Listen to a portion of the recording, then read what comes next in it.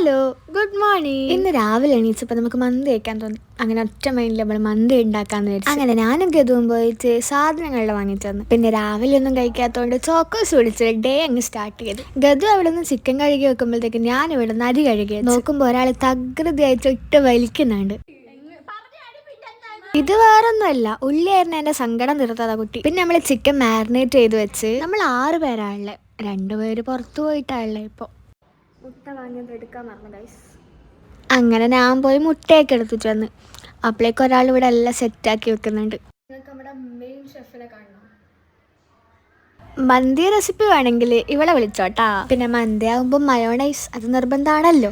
അങ്ങനെ നമ്മൾ കാത്തിരുന്ന് നമ്മളെ മന്തി റെഡിയായി. കുഴിയില്ലാത്ത കുഴിമന്തി അങ്ങനെയും പറയാം നമുക്ക്. സത്യം പറ നല്ല ടേസ്റ്റ് ഉണ്ട്. ഏഷ്യ ഹോസ്റ്റലിൽ നിന്ന് ഉണ്ടാക്കിയ മന്തി എന്ന് വെച്ച് നോക്കുമ്പോൾ ഇത്രയും നമ്മൾ പ്രതീക്ഷിച്ചില്ല.